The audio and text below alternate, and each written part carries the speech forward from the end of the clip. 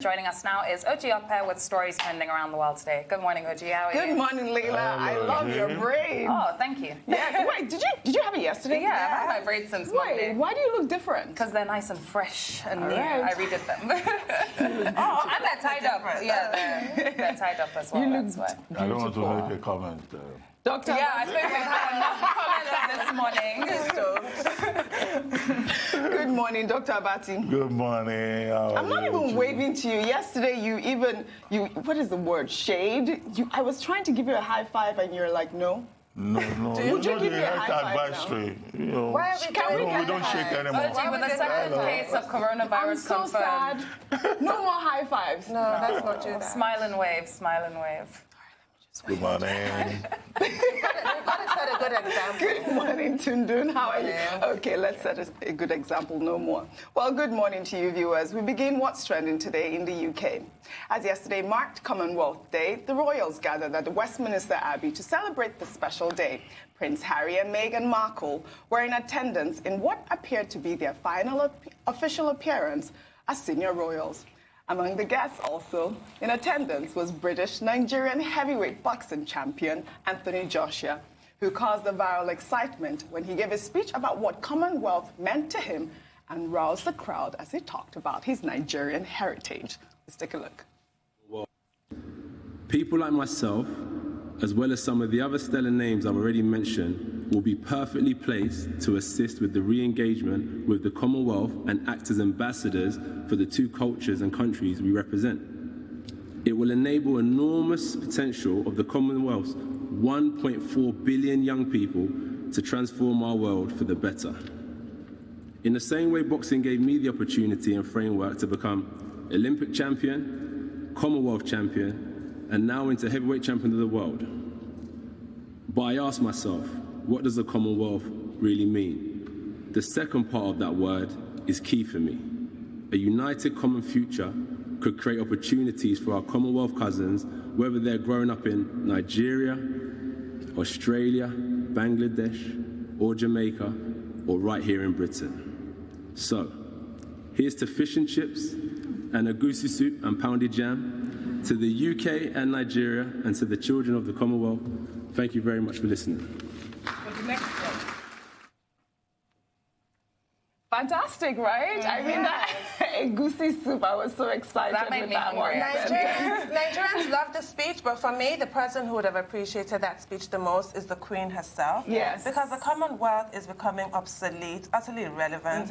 She's even, and that is her baby. She loves the Commonwealth. You'll recall when she ascended the throne, England still controlled, the British Empire was huge, and it's just been dwindling over the years. Yeah. So this kind of person, Anthony Joshua, he's such a hero amongst this particular demographic that the royal family is trying to appeal to. For him to really value the Commonwealth is a really important shot in the arm for the Commonwealth. I think it's a great speech. Honestly. And I think that in a post-Brexit context, it's good signaling for the royal family to support the government. Well, the government belongs to the Queen, to show that the Commonwealth is important and to celebrate the Commonwealth. And, to do that kind of symbolism, invite somebody who is from the Commonwealth to talk on, an occasion marking Commonwealth Day. And, the good thing, of course, is that Anthony Joshua struck all the right notes, both for Nigeria, for the Commonwealth, and also for the United Kingdom. Yeah. And the Commonwealth, in a post-Brexit context, can be transformed into a bigger force. There's been a lot of talk about the reform of the Commonwealth, and a lot more can be done in that direction. Reform in terms of deepening cooperation, in terms of deepening cultural exchanges, and in terms of turning it into a bigger, political and commercial, or if you like, economic force. For me, you're right. For me, his invitation was the most unique form for that whole engagement, because obviously for the fact that he is not only British, he's also Nigerian. And the statement he made about what Commonwealth meant to him really struck a chord to me. And I thought that was really important. It was. Yeah. Well, should we take another story? Sure. Yes, why not? In Nigeria, but the story that has caused a storm on social media, the dethronement of His Royal Highness as former President Olusegun Obasanjo referred to him in his letter. EmirSanusi, 2. Following his dethronement and removal by the governor of Kano State, Alhaji Ganduje, for total disrespect to lawful instruction from the office of the governor, users on social media have shared their heartfelt reactions to the news. One user, Najib wrote, Sanusi Lamido wasn't just a king in Kano. He was a great leader, a helper, a well-wisher, and a role model to the people of Arewa and Nigeria at large. But as always, the good people left are hated by the corrupt. He will be remembered as a fearless king that gave his all for the people. Sanusi's daughter, EmirSanusi, also took to Twitter in solidarity with her father. She wrote, "You can suspend me, but you cannot suspend the truth. The man that raised me has never been afraid of letting go of power for the sake of integrity."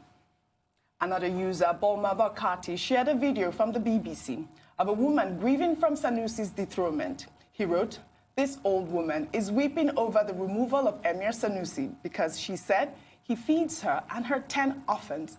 He does the same to dozens, if not hundreds of others. Where are those who say he doesn't help the needy? Must everything be publicized?" Take a quick listen to that video. We have it. Garin cikin buhun dan leda da baka taba saya da kudin ka ba za ka samu, za ka ci za ka sha, kuma wani ma zai zo jikin ka ya ci, amma kuma yanzu an zo an cire mana shi ba mu da karfi. Aya goma ne aka bar min nake ciyarwa da su, kuma sannan a zo a cire mana shi, dole ne mu kuka, dole ne mu kuka.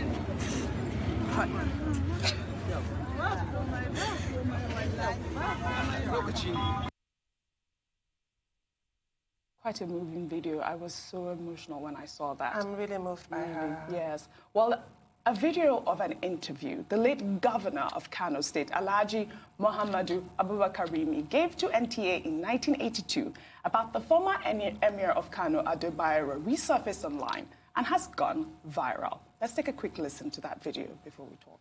Really trying to make the Emir of Kano something which he is not. Yes. Let me tell you this, my friend.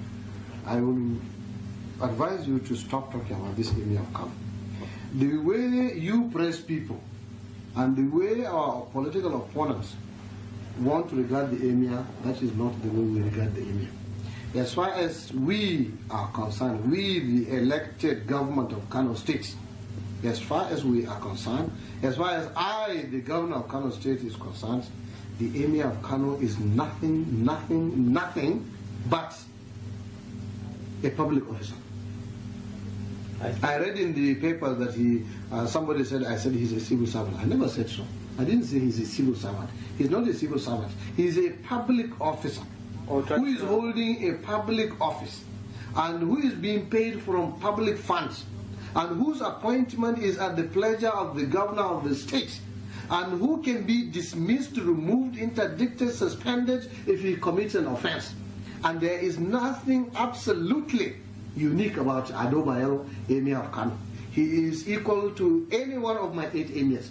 And believe me, if he commits any offense which will make it necessary for us to remove him, we will remove him.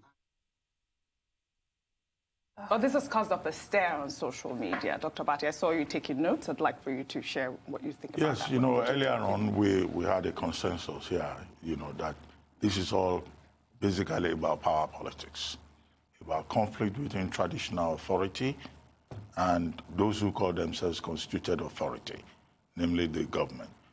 And what this video with former Governor Rimi has shown is that the late Abubakar Rimi, what it has shown is that this is not a new thing. It's been there. And we've tried to trace the history with Femi Falana, SAN, and Professor Munzali Jibro, from the colonial period to politicians and to the military, as Ifeni tried to provide the order. And I said, look, maybe the time has come now for the people themselves, you know, to have a conversation against what should be the role and relevance of the traditional institution. If Nigerian people in various communities, we have over 400 ethnic nationalities, if they say that, look, we do not like how traditional rulers are being treated, we need to take back the institution. Late Abubakar Rimi was pointing out that, you know, an emir is a public officer, He reports to the governor can remove him if he commits any offense. After all, the stool is maintained with public funds. Okay, is it possible to have a new order whereby traditional rulers don't have to collect their staff of office from the state governor, whereby they don't need to have access to public funds, and they will just represent the interest of the people? And if the politicians, if they think that there is a relevance for this traditional institution, then we can review the laws and give them a role, as was once the case in this same country. But as it is, the Sanusi II story is a story for every traditional ruler. But as we've been discussing this subject this morning, we're about to say, well, maybe it will never happen in Edo State, where the pattern of succession to the throne is slightly different from what obtains everywhere. Do you know that for me, that's always the pattern for me as for royalty? It should all just be from descendants. I mean, I don't understand why. Other cultures don't have well, that. most cultures, I mean, if it's in the royal family in the UK. That's the UK. I'm just saying. Nigeria, we have several ruling houses. Yes, but it should be that way because this is such an embarrassment. I don't understand. I wouldn't go as far as saying it should be that way. Either way, what I would want is the kingmakers to decide the king, not the governor. But this video by the former governor, the late Abubakar Rimi, I miss him, who was so outspoken. But it must be said, when he was saying the Emir of Kano is nothing but a public servant, so is a governor. I don't understand this executive hubris. Who do you think you are? A governor is only there for 8 years. You are also a public servant. You're also being funded by public money. And we see in his case, after you've become governor, it's not like you're automatically immortal. You die like everybody else. So I don't understand why they think they have the power of life and death over everybody. Well, you know, another video that was trending was a speech Sanusi gave at the Mo Ibrahim Foundation. One user, Bob Cyril, wrote, "Breaking news. This is the speech that made Ganduje to remove Sanusi as king of Kano, in case you missed it." Let's take a quick listen. Come from the failings of politicians. So it's fine to say to a rural villager, you should send your daughter to school. But it's not fine to say to the governor, why haven't you built a school? You don't have food security. You've got millions of children out of school. It's not the fault of the children that they're out of school. Somebody was supposed to build those schools. So the difficulty for traditional institutions is, on the one hand, they're firefighters, and will continue to do that. On the other, to actually address the root causes of extremism, you've got to address questions of governance, education, healthcare, corruption. And to do that is now political. If you take the UNDP OHDI Poverty Index in 2015, poverty levels in Nigeria, 46%. 46% doesn't look too bad compared to other countries. However, if you break these numbers down, in the southwest of Nigeria, 80% are living above the... I say he was quite outspoken against the north. Well, the point that needs to be made is that a traditional ruler should not be dethroned because he's outspoken, because he exercises the freedom of religion or the freedom of expression. In this particular case, I don't see the second. Nobody can say that he slapped another monarch. Nobody can say that he behaved in an unruly manner. He carried himself with dignity, with decorum, with discipline. But his offense, we're told, is that he disrespected the governor and that he's guilty of insubordination. As determined in a court set up by the governor himself. By himself. All right. That's not fair. Thank you, guys. Thank you. I agree with you very on this much, one, Dr. Abati.